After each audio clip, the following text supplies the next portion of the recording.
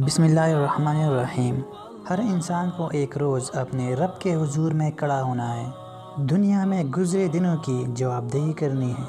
حضرت ابوبکر صدیق رضی اللہ عنہ ایک عجیب کیف کی حالت میں فرماتے تھے، کاش میں درختوں پر چہچہاتی ہوئی چڑیا ہوتا جس سے حساب کتاب نہیں ہونا، کاش میں گھاس کا تنکا ہوتا جو آج ہے اور کل آگ میں جلا دیا جاتا ہے، ختم ہو جاتا ہے، اس سے محاسبہ کوئی نہیں۔ حضرت علی رضی اللہ عنہ کا حال کیا ہوتا ہے کہ تیر بے بس ہو گیا تھا، کسی طرح نکل نہیں رہا تھا۔ حضرت علی نے فرمایا کہ اچھا چھوڑ لو مجھے، میں نماز کی نیت باندھتا ہوں۔ جب نماز کی نیت پڑھتے تھے تو لرزتے تھے، کانپتے تھے، کس کے سامنے کھڑا ہوں اور کس کے سامنے مجھے ایک دن جواب دہی کے لیے کھڑا ہونا ہوگا۔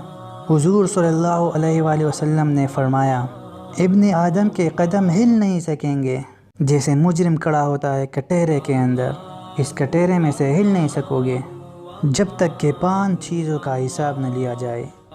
وہ 5 چیزیں کیا ہیں جس کا ہر انسان نے قیامت کے روز جواب دینا ہے؟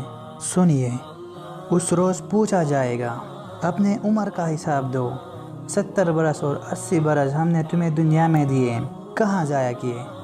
اور خاص طور پر جوانی کا دور، امنگوں کے دن، جسم میں قوت ہوتی ہے، توانائی ہوتی ہے، آدمی چلتے ہوئے زمین پر پاؤں مارتا ہے، قوت جو ہے وہ اپنا اظہار چاہتی ہے۔ یہ جوانی کیسی گزاری؟ حساب دو، ایک ایک لمحے کا حساب دو۔ پوچھا جائے گا، مال کہاں سے کمایا تھا، حلال سے کہ حرام سے، اور کہاں خرچ کیا تھا، عیاشیوں میں یا نیکی کے کاموں میں، اللہ کے دین کے لیے؟ اب ایک ایک پائی کا جواب دو۔ اور پھر پوچھا جائے گا، اور جو علم حاصل کیا تھا اس پر عمل کتنا کیا؟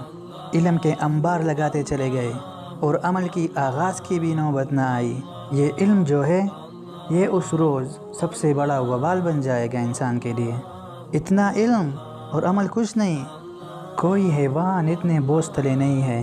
حیوان اس زندگی میں مشقت کی، محنت کی، اس زندگی میں ختم ہوئے، اس کے بعد کوئی محاسبہ نہیں، لیکن اس روز انسان کو اپنے ایک ایک عمل کا جواب دینا ہوگا، جیسے کہ قرآن شریف میں ارشاد باری تعالیٰ ہے، بسم اللہ الرحمن الرحیم، فَمَن يَعْمَلْ مِثْقَالَ ذَرَّةٍ خَيْرًا يَرَهُ وَمَن يَعْمَلْ مِثْقَالَ ذَرَّةٍ شَرًّا يَرَهُ۔ پھر جس نے ذرا برابر نیکی کی ہوگی وہ اس کو دیکھ لے گا، اور جس نے ذرا برابر بدی کی ہوگی وہ اس کو دیکھ لے گا۔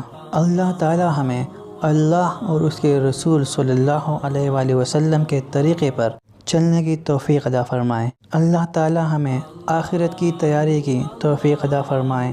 اگر آپ کو ہماری ویڈیو پسند آئی ہے تو ہمارے اس ویڈیو کو لائک کریں، ہمارے اس چینل کو سبسکرائب کریں تاکہ آنے والی پیاری اسلامی ویڈیوز آپ تک پہنچ سکیں۔ شکریہ۔